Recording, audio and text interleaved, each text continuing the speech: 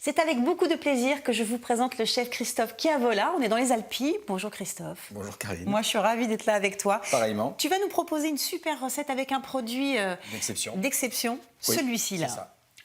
Et bien là, on a un filet mignon de cochon extraordinaire qui vient de Saint-Rémy-de-Provence.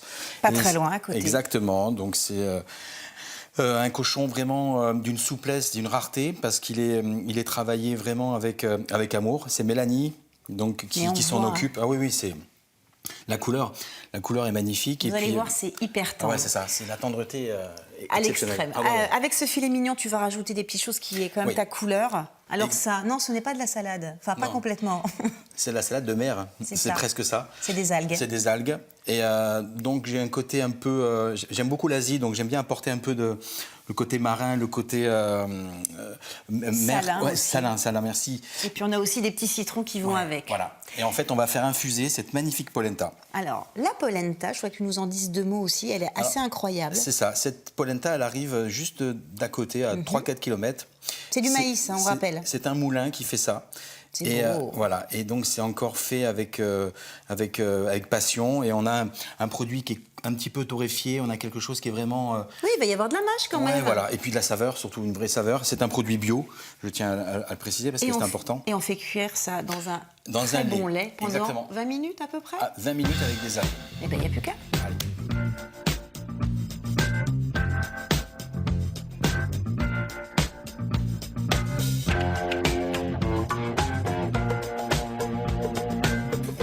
La polenta, elle est parfaite. On va pouvoir la mettre de côté parce que maintenant, on va s'occuper du filet mignon. On s'occupe du filet mignon. Donc en fait, on va l'enrouler dans une algue de kombu et non pas nori qui sert à faire les sushis. Ouais. Ça n'a rien à voir, mais par contre, c'est exactement le même processus. Mais toi, tu la préfères au goût, je suppose. Oui, c'est plus profond. Alors j'aime beaucoup la nori, j'utilise beaucoup dans certains plats, mais celle-là est vraiment particulière. Je trouve qu'avec le cochon, ça passe très bien. Très bien. Voilà. Et donc là, tu enroules. Voilà, je vais l'enrouler, je vais juste un peu l'humidifier pour pouvoir la coller.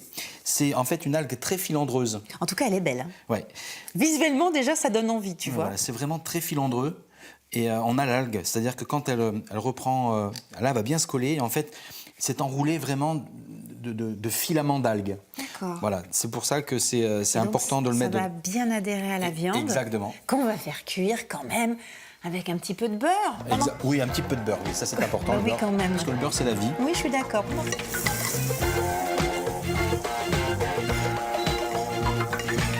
Alors on finit avec une petite tombée d'algues douce. C'est ça. Juste, on les fait revenir, on les dessale avant, bien sûr. Hein. Très important parce que ça arrive salé. On les dessale une bonne dizaine de minutes. On les jette comme ça dans la casserole de cuisson. Parce que, du cochon, mais bien évidemment, avec le beurre. Voilà. Même pas 30 secondes, même pas, je dis 20 secondes. Une petite tombée. Voilà, exactement, comme les épinards. Et après, on la met directement dans l'assiette. Alors, vous voyez le magnifique petit cochon qui a cuit. On va vous refaire une petite explication sur le temps de cuisson, c'est important.